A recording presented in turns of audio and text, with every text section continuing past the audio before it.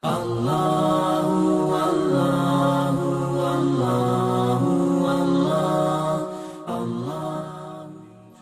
أنفسنا ومن سيئات أعمالنا من يهده الله فلا مضل له ومن يضلل فلا هادي له وأشهد أن لا إله إلا الله وحده لا شريك له وأشهد أن محمدا عبده ورسوله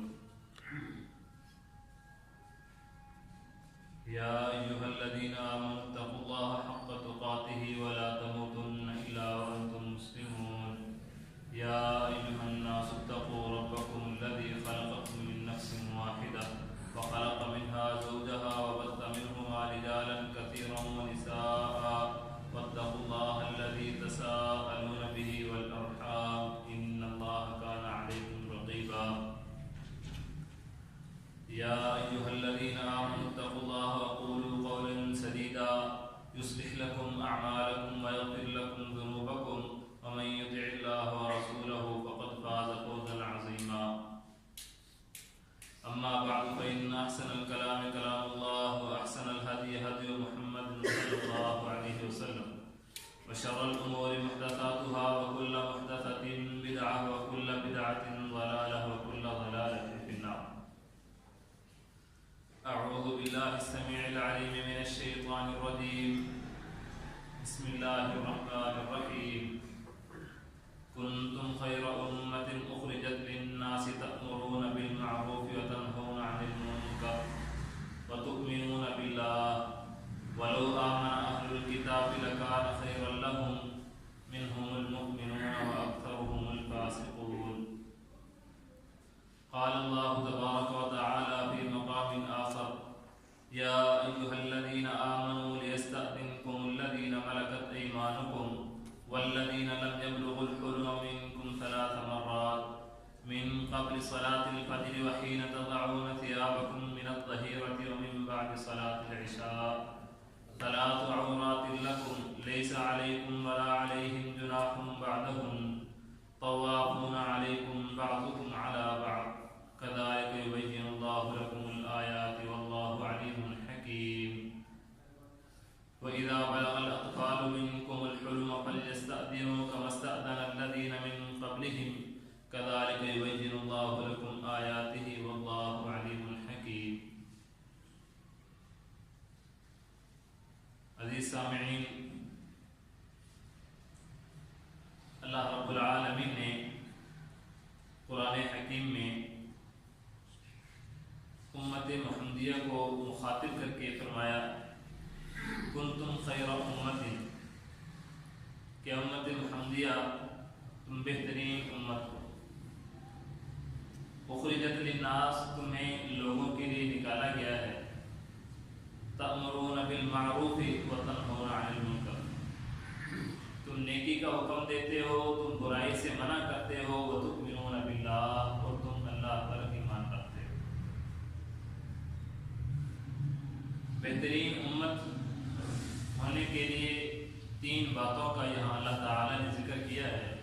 کہ اگر تم بہترین امت بننا چاہتے ہو، جو اللہ تعالی نے تمہیں وصف دیا ہے،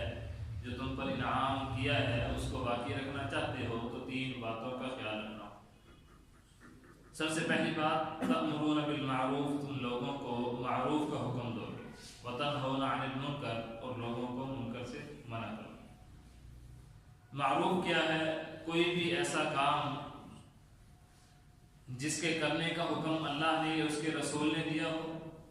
کوئی بھی ایسا کام جس کے کرنے پر اللہ یا اس کا رسول وہ خوش ہوتا ہو. کوئی بھی ایسا کام جسے کرنے پر اللہ تعالیٰ کا بندہ مطیع و فرمانبردار بنتا ہو، یہ معروف ہے. وتنہون عن المنکر، اور تم منکر سے منع کرتے ہو. یہ منکر کیا ہے؟ ہر وہ کام جسے کرنے سے اللہ یا اس کے رسول نے منع کر دیا، یہ منکر. گویا کہ نیکی کا ہر کام یہ معروف ہے اور برائی کا ہر کام یہ منکر ہے. اب دیکھنا یہ ہے کہ یہ بہترین امت بننے کے لیے انسان کو سب سے پہلے یہ فریضہ کس مقام پر انجام دینا چاہیے. کہ اپنے گھر والوں کو، اہل علاقہ کو چھوڑ کر باہر جا کر لوگوں کو نیکی کا حکم دینا، برائی سے منع کرنا، یہ زیادہ اہم اور ضروری ہے، یا پھر اپنے گھر میں رہ کر اپنے گھر والوں کو، اپنے بیوی بچوں کو، اپنے اہل علاقہ کو نیکی کا حکم دینا، برائی سے منع کرنا، ان کی اسلام کے مطابق تربیت کرنا، یہ زیادہ ضروری ہے؟ اللہ تعالیٰ نے قرآن حکیم میں یا ایھا الذین آمنوا قوا انفسکم واہلیکم نارا کہہ کر یہ بتلا دیا کہ سب سے پہلے اس حکم کا اطلاق خود انسان پر ہوتا ہے، ہر بندے پر ہوتا ہے کہ وہ اپنے آپ کو نیکی کا حکم دیتا رہے، برائی سے روکتا رہے۔ اس کے بعد پھر اس کے لیے لازم ہے کہ وہ اپنے اہل والوں کو اس سے بچائے، اہل والوں کو اس سے بچانے کے لیے ان کی تربیت ضروری ہے، ان کو اسلام کے مزاج کے مطابق پرورش کرنا ان کی ضروری ہے۔ اگر میں یہ چاہوں کہ میرے گھر والے ہم ایسے اعمال کریں جس سے ہم اللہ رب العالمین کے پسندیدہ بندے بن جائیں، جن اعمال کی وجہ سے ہم جہنم سے نکل کر جنت میں چلے جائیں، اگر میں یہ چاہتا ہوں تو پھر میرے لیے ضروری ہے کہ میں اپنے گھر والوں کی تربیت اسی طرح کروں جیسے اللہ اس کے رسول نے کی۔ اللہ تعالیٰ نے قرآن حکیم میں ایک ادب بتلایا ہے کہ آپ نے گھر میں کس طرح جانا ہے۔ کسی سے ملنے کے لیے جانا ہے تو اس کا طریقہ کار کیا ہوگا؟ شرط نہیں لگائی کہ آپ بڑے ہیں یا چھوٹے ہیں، یہ ادب بتلایا ہے کہ کسی کے کمرے میں جانا ہے تو اس کا طریقہ کار کیا ہونا چاہیے۔ فرمایا یا ایھا الذین آمنوا لیستأذنکم الذین ملکت ایمانکم والذین لم یبلغوا الحلم منکم ثلاث مرات، کہ ایمان والو جب تم کسی کے پاس جاؤ، خصوصاً جب تمہارے گھر میں کوئی آئے، وہ بندہ جو تمہارے زیر تربیت ہے، تمہارا بیٹا ہو، تمہارا غلام ہو، تمہارے پاس کام کرنے والا ملازم ہو، اس کو تم نے یہ ضرور سمجھا دینا ہے کہ جب بھی ہمارے گھر آؤ تم نے اندر آنے سے پہلے اجازت لے۔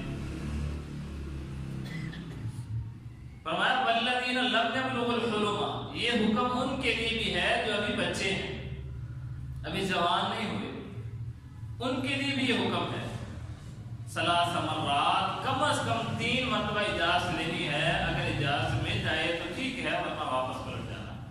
جیسے کہ رسول اللہ صلی اللہ علیہ وسلم کا طریقہ کار ہے۔ نبی علیہ السلام اپنے صحابی سے ملنے کے لیے گئے، آپ نے اس کے گھر کے باہر کھڑے ہو کر اسے آواز دی، السلام علیکم کہا۔ صحابی رسول کہتے ہیں میں نے سوچا رسول اللہ صلی اللہ علیہ وسلم جو انبیاء کے سردار ہیں، اللہ رب العالمین کے سب سے محبوب ترین شخصیت ہیں، انسانیت کے لیے رہبر و رہنما ہیں، آج مجھ پر سلامتی بھیج رہے ہیں السلام علیکم کہہ کر، تو مجھے بھی چاہیے کہ میں زیادہ سے زیادہ سلامتیاں دے دوں۔ وہ گھر میں بیٹھے رہے، اندر ہی آہستہ سے وعلیکم السلام کہتے رہے۔ نبی علیہ السلام نے دوسری بار السلام علیکم کہا، تیسری بار السلام علیکم کہا، جب اندر سے کوئی جواب نہ آیا تو آپ چل پڑے۔ صحابی رسول نے دیکھا کہ کافی وقفہ ہو گیا ہے، رسول اللہ صلی اللہ علیہ وسلم کی طرف سے دوبارہ سلامتی نہیں آئی، وہ گھر سے باہر نکلے، دیکھا تو نبی علیہ السلام جا رہے، بھاگے جا کر روکا، کہا اللہ کے نبی صلی اللہ علیہ وسلم میرے اندر سے جواب نہ دینے کی وجہ یہ تھی کہ میں چاہتا تھا آپ مجھ پر سلامتی دیجیے، لیکن رسول اللہ صلی اللہ علیہ وسلم نے فرمایا کہ گھر میں جانے کا ادب کیا ہے، کسی کو باہر بلانے کا ادب کیا ہے، کسی کے کمرے میں داخل ہونے کے لیے ادب یہ ہے کہ تم اس سے اجازت لو، اجازت لینے کا طریقہ کار کیا ہے، اس کا دروازہ بجایا جائے، دروازہ کھٹکھٹا لیا، اگر وہ باہر آ گیا تو ٹھیک ہے، نہیں آیا تو واپس پلٹ، تمہارے لیے بہتر ہے، یہ تمہارے لیے خیر کی بات ہے۔ اگر تم واپس پلٹ کر نہیں جاتے، وہیں کھڑے رہو گے تو یہ تمہارے لیے خیر کی بات نہیں۔ فَإِن لَّمْ تَجِدُوا فِيهَا أَحَدًا فَلَا تَدْخُلُوهَا، اللہ فرماتے ہیں کہ جب تم کسی کے گھر جاؤ، آواز دو، دروازہ بجاؤ، دروازہ کھٹکھٹا لو، تم نے 3 مرتبہ کوشش کر لی، تمہیں اجازت نہیں ملی، تو پھر تم نے اس گھر میں داخل نہیں ہونا۔ حَتَّىٰ يُؤْذَنَ لَكُمْ، کب تک نہیں جانا جب تک تمہیں اجازت نہیں ملی۔ اور اگر تمہارا اپنا گھر ہو، تمہاری روٹین ہے، تم مالک ہو، گھر کے سربراہ ہو، لیکن اس کے باوجود اگر تم گھر میں داخل ہونا چاہتے ہو تو تمہارے لیے بہتر کیا ہے؟ دروازہ بجا کر اندر آؤ۔ اب نبی علیہ السلام نے اپنے عمل سے بتا دیا کہ اگر تم کسی سے ملنے جاؤ،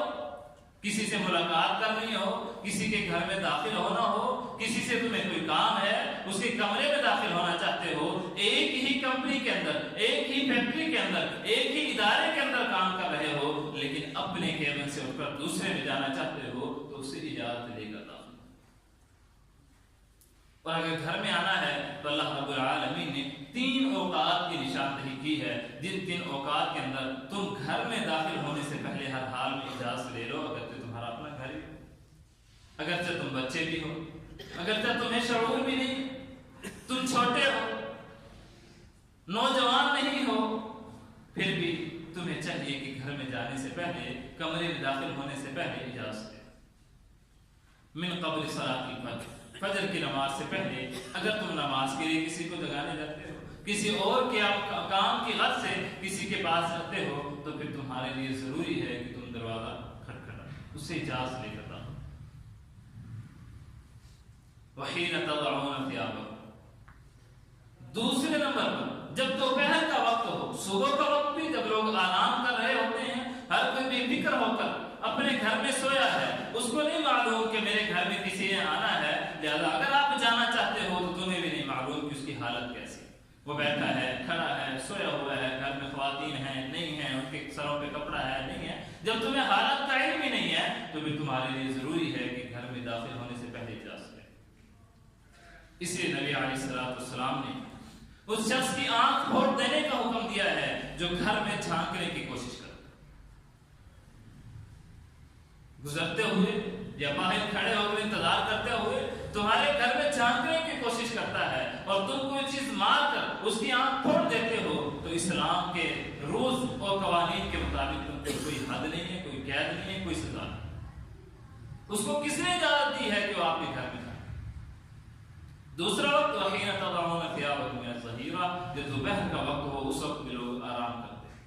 اس وقت بھی اگر تم نے جانا ہے، اپنے ہی گھر میں جانا چاہتے ہو، تب بھی جا سکتے۔ ومن بعد صلاۃ العشاء، اور عشاء کی نماز کے بعد جب لوگ سونے کے لیے تیاریاں کر رہے ہوتے ہیں یا سو چکے ہیں۔ ثلاث عورات اللہ، یہ 3 وہ اوقات ہیں جن کے اندر تم آرام کرتے ہو، تمہیں اپنے گھر کے اندر اپنے ماحول کے مطابق آرام و سکون کی ضرورت ہوتی ہے، تم بے پرواہ ہو کر سوتے ہو، یہ پردے کے اوقات ہیں، اس میں جو بھی تمہارے پاس آئے وہ اجازت لے کر لاؤ۔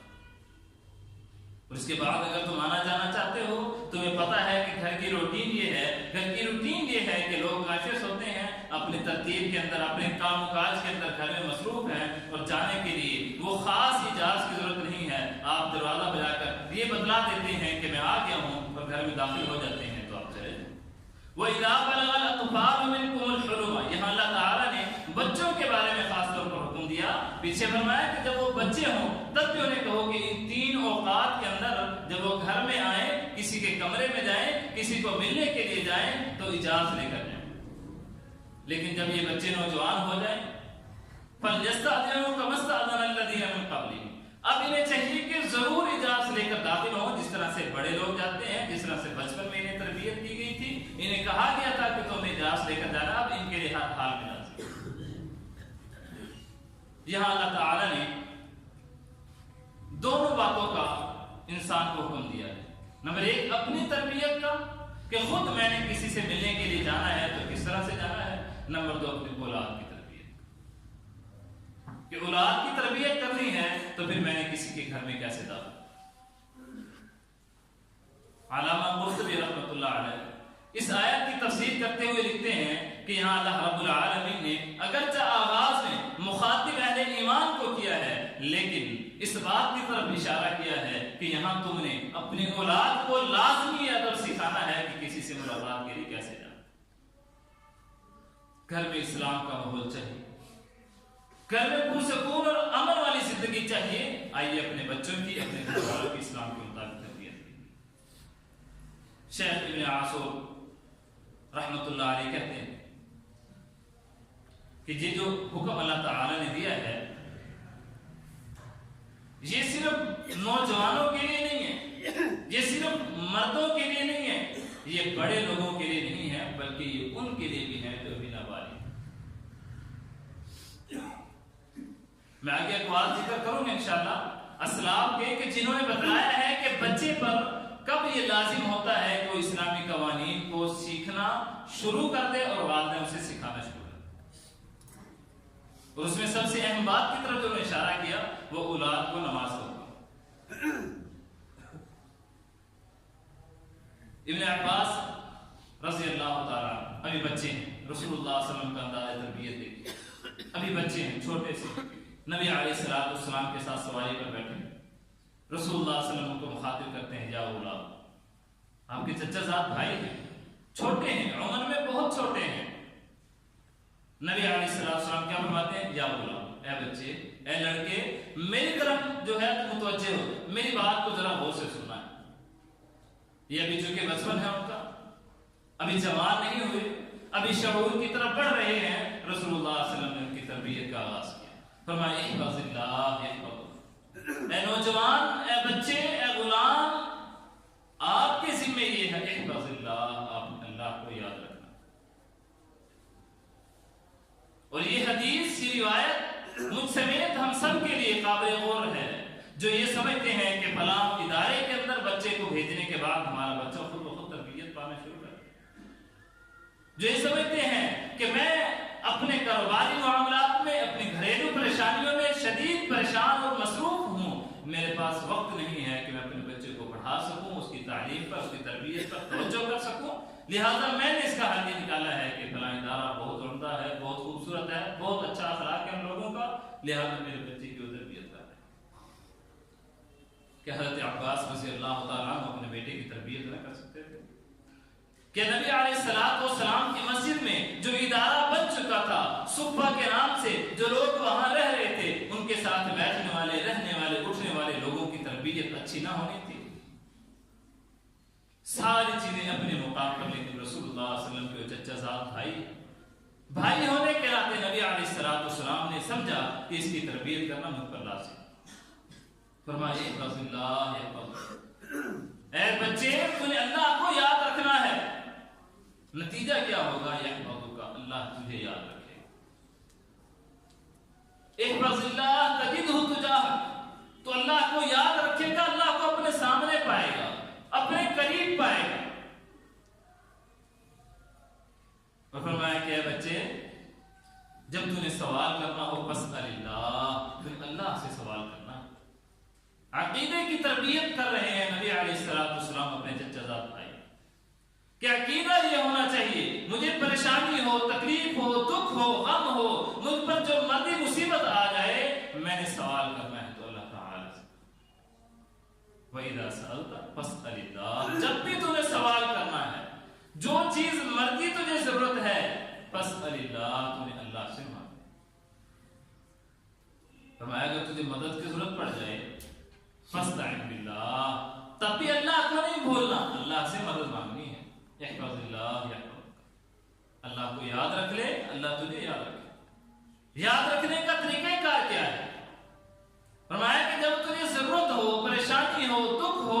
اللہ کو پکار، اللہ سے سوال کر۔ جب مدد کی ضرورت پڑ جائے، لوگوں کے پیچھے بھاگنے کی بجائے، غیر کے پیچھے بھاگنے کی بجائے، کسی اور کے در پہ جھکنے کی بجائے، اللہ کے در پہ جھک جا، اللہ سے۔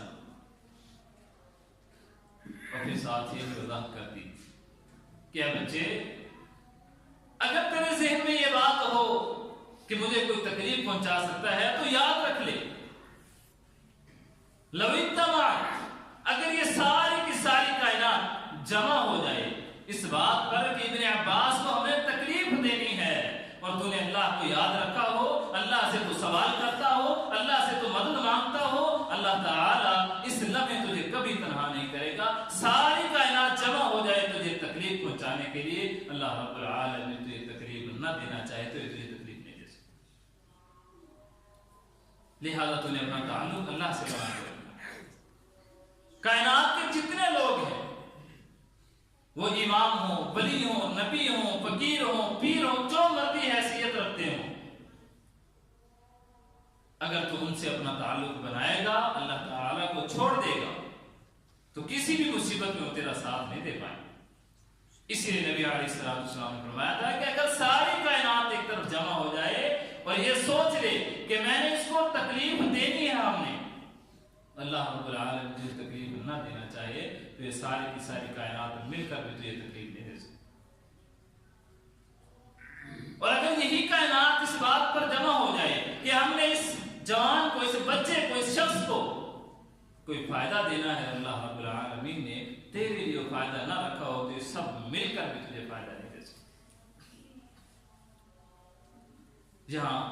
اندازہ کیجیے نبی علیہ السلام بچپن میں اپنے چچا زاد بھائی کی تربیت کر رہے ہیں. یا غلام، اے نوجوان، اے بچے، اے لڑکے کے الفاظ سے مخاطب کر کے اس سے بات کر رہے ہیں اور اسے بتلا رہے ہیں کہ تجھے اللہ کو یاد رکھنا ہے، تجھے اللہ سے سوال کرنا ہے، تجھے اللہ سے مدد مانگنی ہے. اور ایسا کیوں کرنا ہے وہ بھی بتا دیا، کیونکہ اگر تو ایسا کرے گا، اللہ کو یاد رکھے گا، اللہ سے مدد مانگے گا، اللہ ہی سے سوال کرے گا تو نتیجہ یہ ہوگا کائنات ایک طرف، تو اکیلا ایک طرف ہوگا تو اللہ رب العالمین تجھے تنہا نہیں چھوڑے. اب آئیے اس بات کی طرف کہ آخر کتنی عمر ہونی چاہیے میرے بچے کی، میری اولاد کی جس کی میں نے تربیت کری. کہ 10 سال کی عمر میں جب وہ نوجوان ہو جائے، میرے سامنے کھڑے ہونے کے قابل ہو جائے، تب میں جا کر اسے سمجھاؤں کہ تو نے کس طرح سے نماز پڑھنی ہے، کیسے گھر میں داخل ہونا ہے، کیسے کس سے گفتگو کرنی ہے. اسے تب بتاؤں گا کہ اللہ تعالیٰ کون ہے، اللہ سے مدد کیوں مانگنی ہے. ابن مسعود رضی اللہ تعالیٰ عنہ فرماتے اپنے بچوں کو نماز کی حفاظت کو حکم دو. نماز کی حفاظت کا اپنے بچوں کو حکم دو. کب؟ فرمایا جب انہیں یہ شعور آ جائے کہ یہ میرا دایاں ہاتھ ہے، یہ میرا بایاں. نبی علیہ السلام کے صحابی حضرت عبداللہ بن عباس رضی اللہ تعالیٰ عنہ، یہی جن کی رسول اللہ صلی اللہ علیہ وسلم اپنے پیچھے سواری پر بٹھا کر تربیت کر رہے ہیں کہ اے نوجوان، اے بچے، تمہیں اللہ کو یاد رکھنا ہے. یہ کیا فرماتے ہیں کہ جو تمہارے بچے ہیں ان کو تم صبح کے وقت نماز کے لیے ضرور جگاؤ، خواہ ایک سجدہ کر کے پھر سو جائے. یہ تربیت کی جا رہی ہے بچوں، اپنی اولاد کی تربیت کی جا رہی ہے. جیسے جیسے بچہ بڑا ہوتا جائے گا یہ معاشرے کے لوگوں سے مل کر انہی سے چیزیں سیکھتا جائے گا. اگر ہم اس کو چیزیں نہیں سکھائیں، اگر میں اپنے بچے کو نہیں بتاؤں گا کہ اللہ کون ہے، اگر میں اپنے بچے کو نہیں سمجھاؤں گا کہ تمہیں اللہ کو یاد رکھنا ہے، اگر میں اپنے بچے کو نہیں سمجھاتا کہ تمہیں اللہ کے علاوہ کسی سے مدد نہیں مانگنی، تو کل کو جیسے وہ معاشرے کے لوگوں سے ملنا شروع کرے گا، وہ لوگ بڑے تیزی سے اس بات کے منتظر ہیں کہ بچہ ہمارے ہاتھوں میں آئے، ہم اس کو بتلائیں کہ تمہیں قبر کے سامنے جھکنا ہے، ہم اس کو بتلائیں کہ فلاں پیر بڑا پہنچا ہوا ہے، ہم اس کو بتلائیں کہ فلاں بزرگ کی باتیں کتنی اہمیت کے حامل. یہ لوگ جو اسلام دشمن، جو معاشرے کے امن کو خراب کرنا چاہتے ہیں، یہ بہت تیز. اسی لیے رسول اللہ صلی اللہ علیہ وسلم نے اپنی امت کو بچوں کی تربیت کے لیے آگاہ کر دیا، تربیت کر کے بتلا دیا تھا کہ کیسے تربیت کرنی ہے. ابن عمر رضی اللہ تعالیٰ عنہ یہی ہوگا، فرماتے ہیں کہ تم نے اپنے بچوں کو دین کی تعلیم اس وقت دینا شروع کر دینی ہے جب تمہارا بچہ یہ سمجھ رہا ہو کہ یہ میری دائیں طرف ہے، یہ میری بائیں طرف، یہ میرا دایاں ہاتھ ہے، یہ میرا بایاں ہاتھ. مصنف عبد الرزاق کے اندر یہ اقوال نبی علیہ السلام کے صحابہ تابعین کے کہ بچے کو جیسے ہی شعور آنا شروع ہو جائے چیزوں کا کہ ایک چیز بڑی ہے اور یہ چھوٹی ہے، اس کو توڑیں گے تو نقصان ہوگا، اس کو اگر روک لیں گے، اس کو توڑنے سے بعد آ جائیں گے تو فائدہ ہوگا. اور پھر رسول اللہ صلی اللہ علیہ وسلم کا انداز بھی دیکھیے. نبی علیہ السلام کی صحابیہ حضرت ربیع بنت معوذ رضی اللہ تعالیٰ عنہ کہتی ہیں میری شادی کا موقع آیا، رسول اللہ صلی اللہ علیہ وسلم ہمارے گھر تشریف لائے، بچیاں گیت گا رہی تھیں. بڑا معروف واقعہ ہجرت کے بعد، بچیاں گیت گا رہی تھیں اور وہی گیت گاتے ہوئے انہوں نے کیا کہا، ہمارے اندر فینا نبی یعلم غدا، ہمارے اندر وہ نبی موجود ہے جو کل کو جانتا ہے، کل کیا ہونا ہے یہ غیب کی بات ہے، اس کے علم میں. اب رسول اللہ صلی اللہ علیہ وسلم کا انداز تربیت دیکھیے. نبی علیہ السلام نے ڈانٹا نہیں، غصے کا اظہار نہیں کیا، مارا نہیں، فقط یہ کہا کہ جو تم اس سے پہلے کہہ رہی تھی وہ یہ تو صحیح ہے، لیکن یہ جو بات ہے کہ ہمارے اندر وہ نبی موجود ہے جو کل کی بات جانتا ہے، اس بات کو تم چھوڑو۔ گویا کہ رسول اللہ صلی اللہ علیہ وسلم نے بتلا دیا کہ اگر تمہارا بچہ غلطی کر رہا ہے، اس کے سارے کام پر اس کو ڈانٹنے کے بجائے کہ تو نے اتنی محنت کر لی اور یہ کام تیرا غلط ہو گیا، بلکہ اس کو فقط اتنا سمجھا دینا ضروری ہے کہ یہ کام چھوڑ دو، باقی تمہارا کام درست۔ ہر وقت بچے کو ڈانٹنا، اس سے لڑنا، غصے کا اظہار کرنا، اس کو مارنا پیٹنا، یہ اسلامی تربیت، یہ رسول اللہ صلی اللہ علیہ وسلم کا انداز نہیں، بلکہ نبی علیہ السلام تو بچوں سے محبت کرنے والے۔ ہم واقعات سنتے ہیں، صرف فرق یہ ہے کہ ہم اس پر عمل کرنے کی کوشش نہیں کرتے۔ رسول اللہ صلی اللہ علیہ وسلم جب مدینہ میں آیا کرتے تھے تو آپ کا طرز عمل کیا تھا؟ جو بھی بچہ آپ کو ملتا آپ اسے اٹھا کر اپنی سواری پر آگے بٹھاتے۔ یہ محبت کا اظہار ہے۔ نبی علیہ السلام بچوں کو سلام کرنے میں پہل کی کوشش کیا کرتے تھے، یہ محبت کا اظہار۔ بچے کو مخاطب کیجیے، اس سے بات کیجیے، اپنے لہجے کو نرم رکھیے تاکہ بچہ آپ کے قریب، آپ کے ذمہ اس کی ذمہ داری ہے، اس کی تربیت ہے، اس کی پرورش ہے اسلام کے اصولوں کے مطابق، اپنی مرضی سے نہیں۔ کیوں؟ کیونکہ آپ کو بچہ اللہ تعالی نے دیا، آپ کی اولاد، اس میں آپ کا کوئی کمال نہیں ہے، آپ کو اللہ رب العالمین نے اولاد دی ہے، اور پھر آپ کو رسول اللہ صلی اللہ علیہ وسلم کی زبان یہ بھی علم ہو گیا، کلکم راع وکلکم مسئول عن رعیتہ، تم میں سے ہر بندہ ذمہ دار ہے، اور قیامت کے دن اللہ رب العالمین کے سامنے کھڑے ہو کر اپنی ذمہ داری کا جواب دینا ہوگا۔ نبی علیہ السلام نے جب ان بچیوں کو کہا تھا کہ تم نے یہ جو اشعار پڑھے ہیں، ان اشعار میں ان الفاظ کو چھوڑ دو، علامہ عینی رحمۃ اللہ علیہ کہتے ہیں نبی علیہ السلام کے جو الفاظ ہیں اس سے یہ پتہ چلتا ہے، اس سے یہ معلوم ہوتا ہے کہ آپ نے جب بھی بچے کو کسی غلط کام سے روکنا ہو تو کوشش کریں اس کو صرف اسی بات سے روکیں جو اس نے غلط کی ہے، جو اس کا معاملہ، اس کا کام درست ہے، اس سے اس کو نہ روکیں۔ اور یہ بات درست ہے۔ اگر میں اپنے بچے کی تربیت کرنا چاہتا ہوں اور میں دیکھتا ہوں کہ میرا بچہ صبح سے جو کام کر رہا ہے وہ درست ہے، اب آ کر اس سے غلطی ہو گئی ہے، اور میں اس کو کہوں کہ صبح سے تو نے سارا وقت اپنا برباد کر دیا ہے، سوچیے بچے کے ذہن میں کیا ہے؟ صرف ایک چھوٹی سی غلطی کی وجہ سے میں اس کو کہوں کہ تو نے سارا دن برباد کر دیا؟ نہیں، بلکہ اس کو یہ سمجھانا ضروری ہے کہ اگر تم اس کام کو جو غلط ہے اس کو جاری رکھو گے تو تمہاری ساری محنت ضائع ہو جائے گی، لہٰذا اس کو چھوڑ دو، باقی کام تمہارا درست، جو غلط ہے صرف اس کو چھوڑ دیا جائے۔ دوسری بات اس کے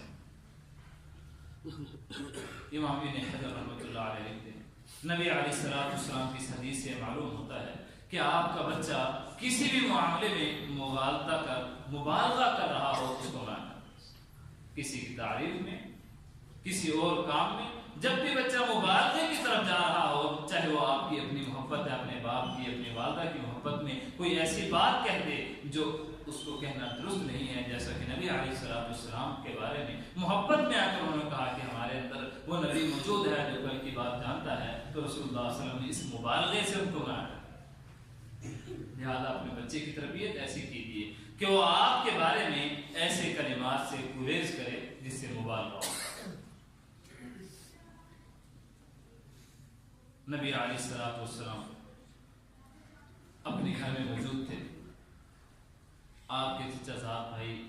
عبداللہ بن عباس رضی اللہ تعالیٰ عنہ بھی موجود تھے۔ رسول اللہ صلی اللہ علیہ وسلم رات کو اٹھے، آپ نے وضو کیا، نماز کے لیے کھڑے۔ نبی علیہ السلام کو نماز پڑھتا دیکھ کر ابن عباس رضی اللہ تعالیٰ عنہ کھڑے ہوئے، اسی طرح وضو کیا، وضو کر کے رسول اللہ صلی اللہ علیہ وسلم کے ساتھ آ کر کھڑے ہوئے۔ اب جو کہ بچے تھے انہیں علم نہیں تھا کہ میں نے کھڑے کس طرف ہونا، دائیں طرف یا بائیں طرف، امام کس کو بنانا ہے اور امام کس طرف کھڑا ہوتا ہے۔ رسول اللہ صلی اللہ علیہ وسلم نے نماز کے دوران اپنا ہاتھ گھمایا، پیچھے سے بچے کو پکڑا اور کھینچ کر اپنی دائیں جانب کر، گویا کہ نبی علیہ السلام نے یہ بتلا دیا کہ اگر آپ کا بچہ آپ کی نماز کے دوران شرارت کر رہا ہے اور آپ اتنی ایک آپ کی رینج میں ہے کہ آپ اسے ہاتھ سے پکڑ کر بٹھا سکتے ہیں تو آپ اس کو آرام سے بٹھا دیجیے۔ اگر بچہ نماز میں کوئی عمل غلط کر رہا ہے تو آپ اس کو روکنا چاہتے ہیں کہ اس عمل کی وجہ سے ساتھ والے کو کوئی تکلیف ہوگی، تو آپ آرام سے اس کو پکڑ کر تھوڑا سا سائڈ پہ کر دیں۔ چاہے جائے کہ آپ اپنے بچوں کو گھروں میں قید کر دیں، چاہے جائے کہ آپ بچے کو کہیں کہ تمہیں یہاں سے ہلنا نہیں، اس کی تربیت کی، اسے معلوم ہو میں نماز میں کھڑے کیسے ہونا۔ رسول اللہ صلی اللہ علیہ وسلم نے عبداللہ بن عباس رضی اللہ تعالیٰ عنہ کو یہ نہیں کہا تھا کہ تم پر تو اٹھنا ضروری نہیں، تم کیوں اٹھ کر کھڑے ہو گئے؟ اگر اٹھ بھی گئے تھے تو تم نے تو وضو بھی صحیح طرح نہیں کیا، تم تو میری غلط سائڈ پر آ کر کھڑے ہو گئے۔ بلکہ رسول اللہ صلی اللہ علیہ وسلم نے بڑے پیار سے ان کو پیچھے سے پکڑ کر اپنی دائیں جانب کھڑا کر کے یہ بتلا دیا کہ جب بھی تم نماز کے لیے کسی کے ساتھ شامل ہو تو تم مقتدی بن سکتے ہو، اور مقتدی بننے کے لیے ضروری ہے کہ تم اس کی دائیں جانب کھڑے ہو جاؤ، امام نے بائیں جانب کھڑے ہونا ہے، تم نے۔ اللہ رب العالمین سے دعا ہے اللہ تعالی مجھے بھی اور آپ کو بھی رسول اللہ صلی اللہ علیہ وسلم کے طریقوں کے مطابق اپنی بھی اور اپنے اہل والوں کی بھی تربیت کرنے کی توفیق عطا فرمائے۔ آخر دعوانا